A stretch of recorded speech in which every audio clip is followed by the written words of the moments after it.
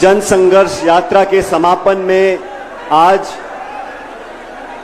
आप सब लोग, नौजवान, बुजुर्ग, महिला, बच्चे, जो इतनी बड़ी तादाद में यहां पर आए हो, मैं आप सबका हाथ जोड़कर बहुत बहुत धन्यवाद करना चाहता हूं, आपका शुक्रिया करना चाहता हूं।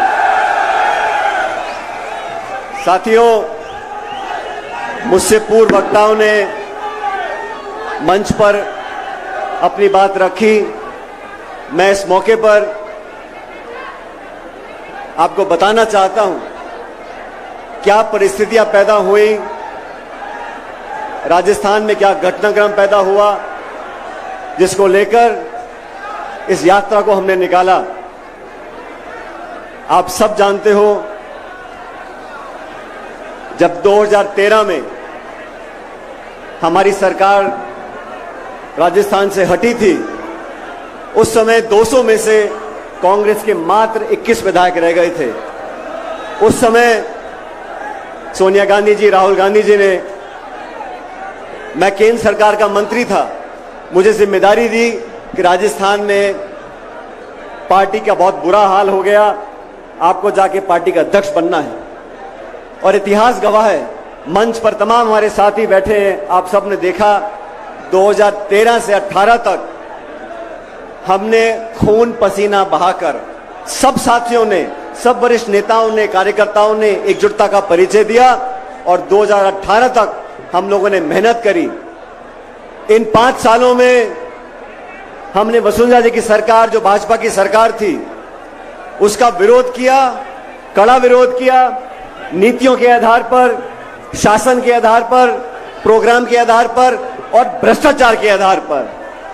5 साल तक वसुंधरा जी के शासन में जो खुली लूट मची थी, जो बजरी माफिया, शराब माफिया, जमीन माफिया, भू माफिया, खान माफिया पनपा था, उसके खिलाफ हम सब ने आरोप लगाए। मैं प्रदेश का अध्यक्ष था, लेकिन तमाम नेताओं ने, सम्मानीय गहलोत साहब ने भी बढ़ चढ़कर हर मीटिंग में, हर भाषण में वसुंधरा जी पर आरोप लगाए। आरोप लगाए कि नहीं लगाए, मुझे बताओ। जब सरकार हमारी बनी, अभी हेमराम चौधरी साहब बता रहे थे, बाज आया, उसने माला किसी के गले में डाल दी। अब बाज क्या करता है हमारे हाथ में नहीं है, लेकिन जब सरकार हमारी बनी तो हमारा दायित्व था कि जो हमने कहा उसको कर कर दिखाएं। आज 4.5 साल पूरे हो गए। 4.5 साल में हम अभी तक उन वादों को पूरा नहीं कर सके जो हमने लांछन लगाया था, आरोप लगाया था, मैंने लगाया था, गहलोत साहब ने लगाया था कि वसुंधरा जी ने करप्शन किया, भ्रष्टाचार किया है। मैं 1.5 साल पहले से उनको चिट्ठी लिख रहा हूं, क्योंकि मुख्यमंत्री जी गृह मंत्री भी हैं, वित्त मंत्री भी हैं। मैंने चिट्ठी में आग्रह किया कि जांच कराओ, हमारी कथनी करनी में फर्क नहीं होना चाहिए, द्वेषपूर्ण भावना से जांच ना हो, निष्पक्ष जांच हो, पता पड़े किसने क्या किया था, दूध का दूध और पानी का पानी हो जाए। 1.5 साल तक कोई कार्रवाई नहीं हुई। मैंने जयपुर के अंदर एक दिन का अनशन रखा इसी मांग को लेकर कि वसुंधरा जी के कार्यकाल में जो भ्रष्टाचार हुआ उसकी जांच करो, उसकी जांच करो, उसकी जांच करो। 1 महीने तक कुछ नहीं हुआ। उसके बाद 9 तारीख को मुझे लगा अनशन से पार नहीं पड़ी, हमें जनता के बीच जाना चाहिए। और ये भ्रष्टाचार ऐसा मुद्दा है साथियों, दोस्तों, ये समाज को दीमक की तरह खा रहा है। अभी मन से बात कर रहे थे, नौजवानों का भविष्य अगर अंधकार में है, अगर पेपर लीक होता है तो करप्शन की वजह से होता है, भ्रष्टाचार की वजह से होता है। हम लोगों को करारा प्रहार करना पड़ेगा, भ्रष्टाचार को समाप्त करना पड़ेगा। और जो धारणा बड़ी हुई है कि 5 साल भाजपा, 5 साल कांग्रेस, इस धारणा को तोड़ने के लिए हमें दुनिया को दिखाना पड़ेगा कि हम जो कहते हैं वो कर कर दिखाते हैं। 11 तारीख को अजमेर आरपीएससी का केंद्र है, माध्यमिक शिक्षा बोर्ड का केंद्र है। वहां पर पेपर बनते हैं, वहां से शिक्षा परीक्षा होती है, इंटरव्यू होते हैं, नौकरियां लगती हैं। इसलिए अजमेर जो वहां से 125 किलोमीटर दूर है, वहां से मैंने यात्रा शुरू करी। मुझे कुछ पत्रकारों ने बोला, यात्रा कर रहे हो, गर्मी बहुत है, मई का महीना है, बहुत पीड़ा होगी, 4-5 दिन धूप में चलोगे, बहुत दुख होगा, बहुत पीड़ा होगी। मैंने उनको कहा, हम और आप अगर 3-5 दिन इस चिलचिलाती धूप में चल लें, ये कोई पीड़ा नहीं है।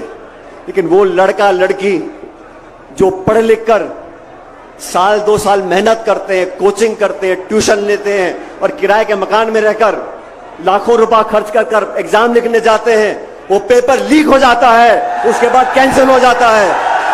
अरे बार बार होता है, क्यों होता है? इसकी जड़ तक जाना पड़ेगा। पेपर लीक करने वाले दलाल के पेपर लीक करने वाले दलाल के किराए के मकान पर बुलडोजर चलता है, लेकिन जो कटारा को गिरफ्तार किया है उसके मकान पे क्यों नहीं चलता बुलडोजर? कानून अपना काम कर रहा है। अगर कानून अपना काम कर रहा है तो पक्षपात नहीं होना चाहिए। मछली छोटी हो या बड़ी हो, उसे तो पकड़ना पड़ेगा। गोड़ा जी के यहां पर हमने किसान सम्मेलन किया।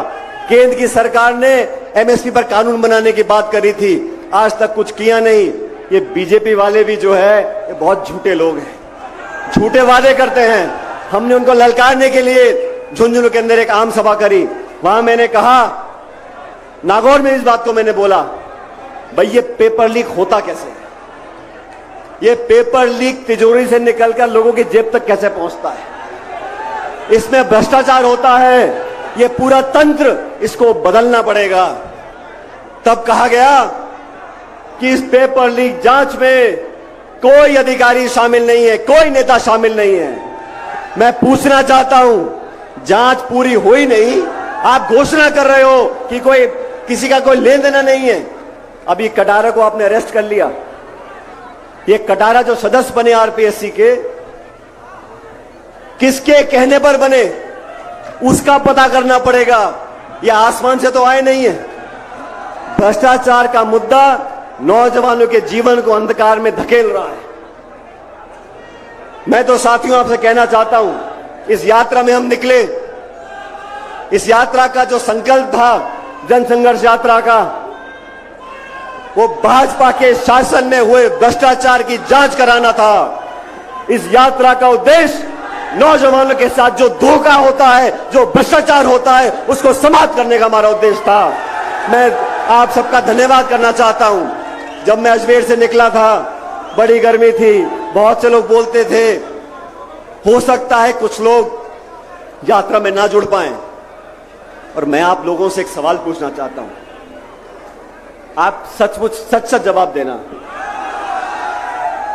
यहां बहुत दूर दूर से लोग आए हैं, अलग अलग जिलों से आए हैं। आप सच बताना, क्या आपको इस जयपुर की सभा में आने के रोकने के प्रयास हुए, हां कि ना?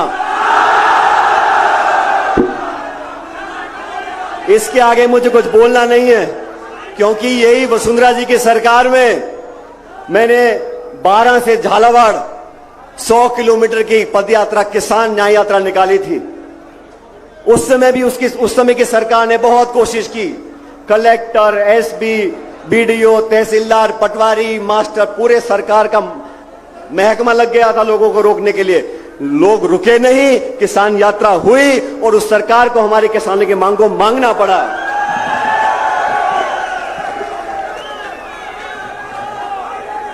साथियों,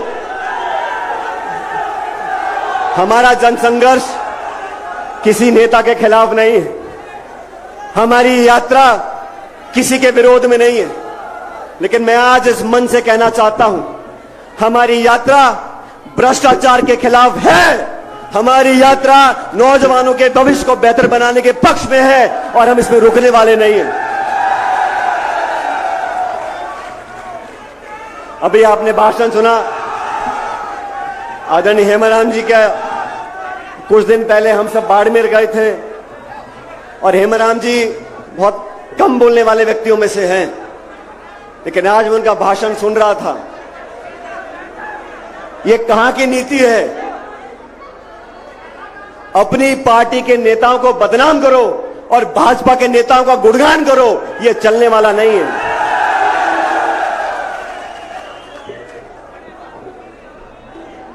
सत्ता में जब लोग आते हैं तो कोई व्यक्ति नहीं आता, शासक बैठता है कुर्सी के ऊपर, उसको तेरा मेरा करने का अधिकार नहीं, उसको पक्षपात करने का अधिकार नहीं, उसको न्याय करना पड़ेगा, कठोर निर्णय लेने पड़ेंगे।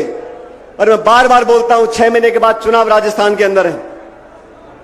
अगर हम कार्रवाई नहीं करेंगे, दूध का दूध और पानी का पानी, आजकल नींबू दूध बहुत चल रहा है, दूध का दूध और पानी का पानी नहीं होगा तो हमारे विरोधी बोलेंगे कहीं कोई गड़बड़ तो नहीं है। मैंने कभी किसी को आरोप नहीं किया, मैंने कभी किसी पे इल्जाम नहीं लगाया, और मैं आपसे पूछना चाहता हूं, मेरे मुंह से कभी किसी के खिलाफ एक बुरा शब्द निकला? मुझे बताओ।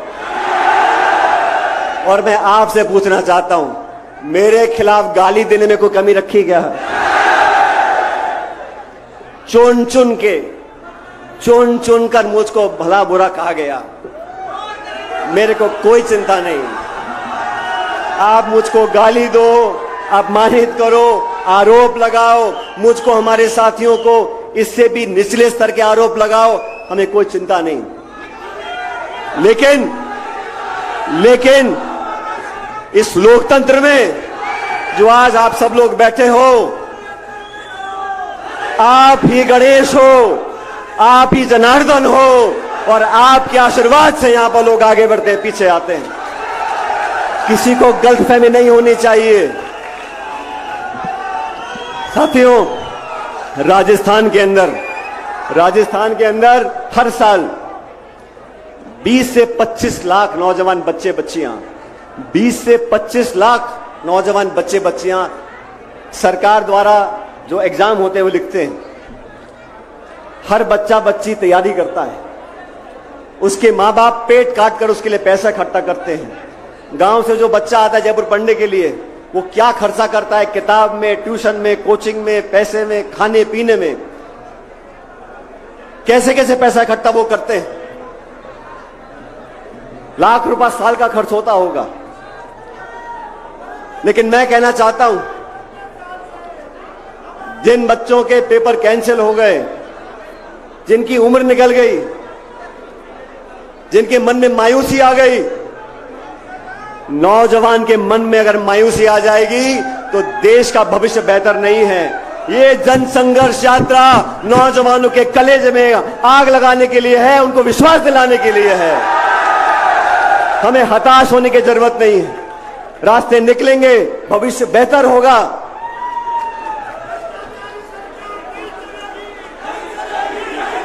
आदरणीय दोस्तों, नौजवान साथियों, मैंने जो मांग रखी हैं, जो अपार जन समर्थन मिला, वो मुझ व्यक्ति को नहीं मिला। मैंने जो मुद्दे जनता के सामने रखे हैं, ये समर्थन उसको मिला है। ये समर्थन भ्रष्टाचार के खिलाफ करारा प्रहार करने को मिला है। ये जन समर्थन नौजवानों के भविष्य को सुरक्षित रखने के लिए मिला है। राजस्थान की जनता बहुत स्वाभिमानी है। राजस्थान के लोग बहुत समझदार लोग हैं। जैसा मैंने पहले कहा, अखबार में क्या छपता है, नहीं छपता, टेलीविजन पे क्या दिखाते, नहीं दिखाते, लेकिन ये जनता जनार्दन सारी सच्चाई जानती है। मैं इस मौके पर आप सब लोगों को एक वादा करना चाहता हूं। साथियों,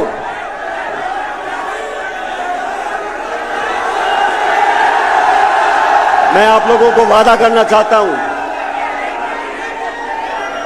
मुझको और मेरे परिवार को राजनीति में 40-45 साल हो गए।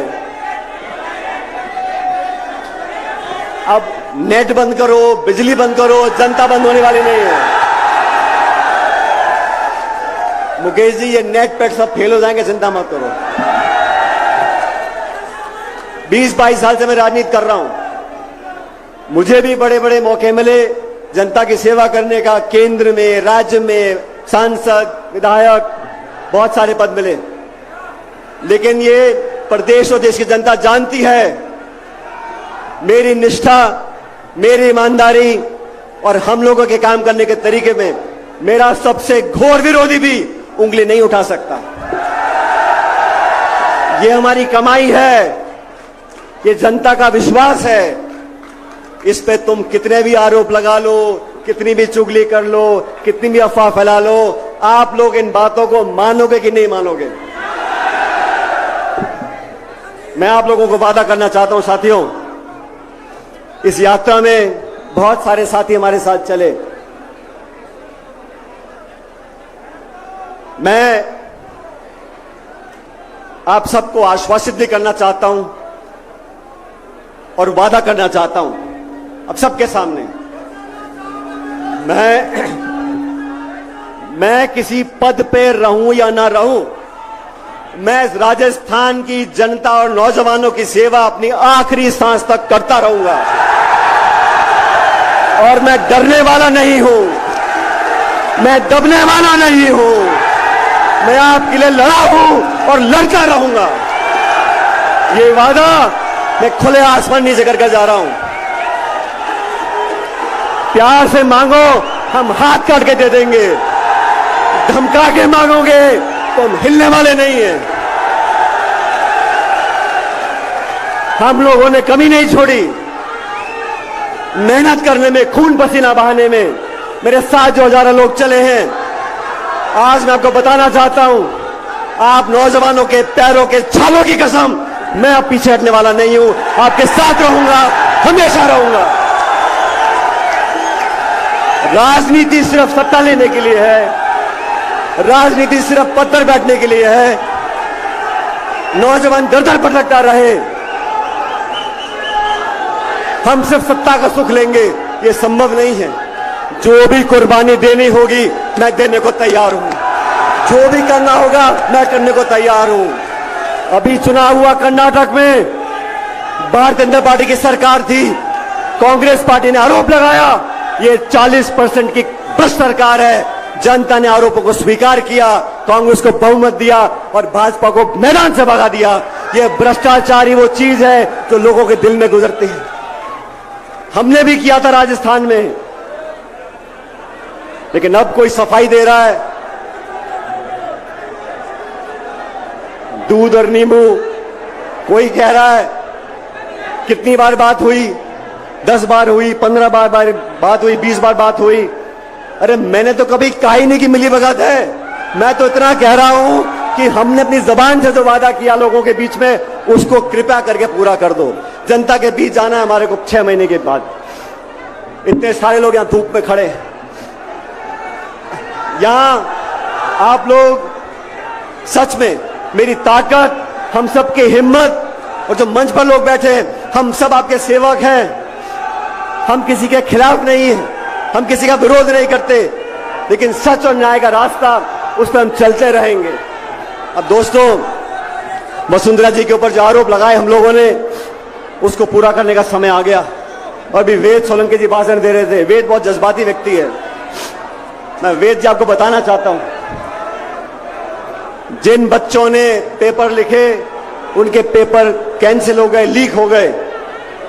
उन लाखों बच्चों ने अपने मां बाप के पैसों को जो खर्च किया, उनके साथ जो धोखा हुआ, उनके साथ जो नाइंसाफी हुई, अगर बच्चा मेहनत करके पेपर लिखता है और पेपर आउट हो जाता है, उस बच्चे की क्या गलती है मैं पूछना चाहता हूं। उस नौजवान ने क्या बुरा किया?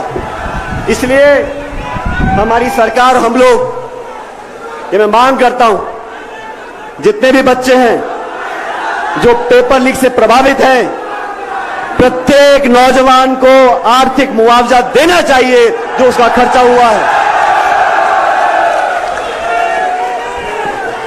आरपीएससी इतनी बड़ी संस्था जयपुर में है, आरपीएससी में जो आज जो धारणा बनी हुई है कि वहां जुगाड़ चलता है, आरपीएससी में नियुक्तियां राजनीतिक दृष्टिकोण देकर की जाती हैं किसी का भांजा, किसी का भतीजा, किसी की बीवी, किसी का घरवाला।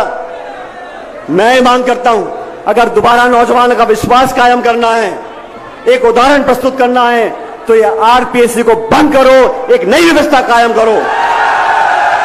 आरपीएससी का चेयरमैन, आरपीएससी के मेंबर, कोई मापदंड तो हो, जान पहचान, रिश्तेदारी, किसी नेता से निकटता, ऐसे मेंबर बना दोगे आप।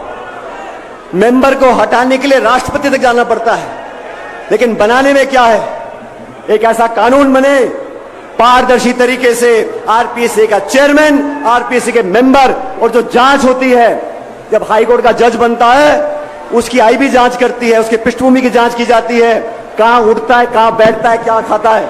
इन मेंबर्स की, जो नए मेंबर बने, उनकी जांच होनी चाहिए, और ऐसे बने कोई साइंटिस्ट हो, कोई लेक्चरर हो, कोई प्रोफेसर हो, जिसका कोई वजूद हो, ऐसे लोगों को मेंबर बनाना चाहिए। तो आरपीएससी को भंग कर एक पूरा मूल चूक परिवर्तन, ये कोचिंग क्लास, ये अधिकारी, ये प्रिंटिंग प्रेस, ये आरपीएससी, ये माध्यमिक शिक्षा बोर्ड, ये जो पूरा जंजाल बना हुआ है, इसको ध्वस्त करना पड़ेगा, एक नया खाना बनाना पड़ेगा।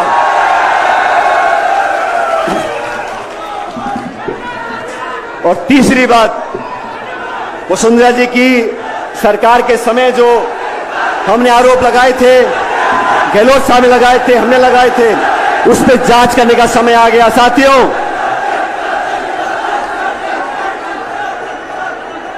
उन आरोपों पर जांच होनी चाहिए। मैंने चिट्ठी लिखी, बार बार लिखी, आवेदन किया, आग्रह किया, निवेदन किया, कार्रवाई हुई नहीं। मैंने अनशन किया, कार्रवाई हुई नहीं। हमने जनसंघर्ष यात्रा निकाली, मैं उम्मीद करता हूं कार्रवाई होगी। लेकिन ये तीनों बातें, आरपीएससी को भंग कर पूरा पुनर्गठन करें, नए कानून मापदंड बने, पारदर्शिता से लोगों का चयन हो, पहली मांग। दूसरी मांग, जिन लाखों बच्चों ने पेपर लीक से उनका आर्थिक नुकसान हुआ है, उनको उचित आर्थिक मुआवजा प्रत्येक बच्चे को मिलना चाहिए। और तीसरी मांग, वसुंधरा जी के खिलाफ जो हमने आपने बिल के आरोप लगाए थे, उसकी उच्च स्तरीय जांच करनी पड़ेगी।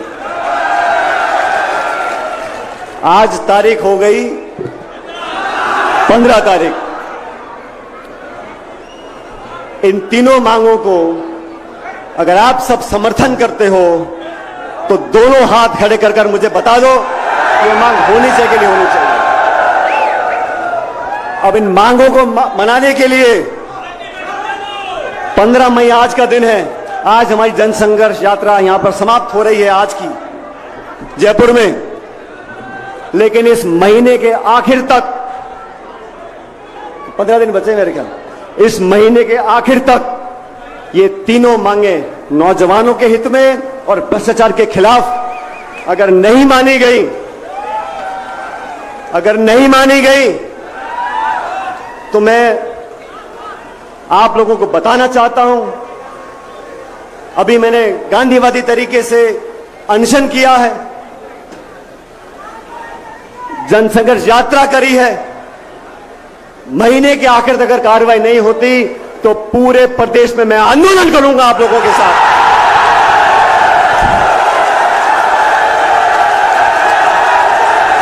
जनता के साथ रहेंगे, गांव में, डाणी में, शहरों में हम पैदल चलेंगे, जनता को साथ लेकर चलेंगे, न्याय दिलाएंगे, न्याय करवाएंगे, आपकी बात को रखते रहेंगे। और सुन लो, आप सब सुन लो, हम लोगों के पास कुछ नहीं है, हम लोगों के पास कुछ नहीं है। हम तो पैर में जूता डाल के निकल पड़े थे। मुझे उम्मीद नहीं थी कि यात्रा में कौन आएगा कौन नहीं आएगा। एक दिन की मोहलत दी थी और आप लोग पधारे होते बड़ी संख्या में। हमारे पास जो कुछ भी है, हमारी पूंजी, हमारी ताकत, हमारा सब कुछ ये जनता है। और जब हम आंदोलन करेंगे तो एक एक गांव, एक एक ढाणी में जाकर न्याय मांगेंगे और न्याय लेकर आएंगे। मेरा आप सब लोगों से निवेदन है, हम लोगों ने, मैं फिर कहना चाहता हूं,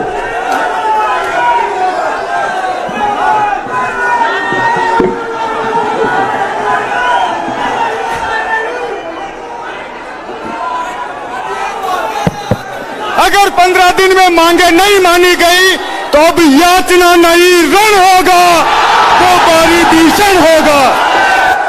और जो हमारे साथी हमारे न्याय के मांग के उत्तर में बोलेंगे कि गुटबाजी, अनुशासन और पार्टी का डिसिप्लिन, मैं उनको बड़ी विनम्रता से याद दिलाना चाहता हूं। हम लोगों ने बात रखी, दिल्ली में हमारी बात को सुना और एआईसीसी ने कमेटी बनाकर हमारे काम को आगे बढ़ाया। लेकिन 25 सितंबर को जो विश्वासघात किया सोनिया गांधी के साथ, 25 सितंबर को जो पार्टी को बेइज्जत करने का काम किया, जो पार्टी के अनुशासन को तोड़ने का काम किया, उन लोगों को अपने गिरेबान में झांक कर देखना पड़ेगा कि अनुशासन हमने तोड़ा, किसी और ने तोड़ा।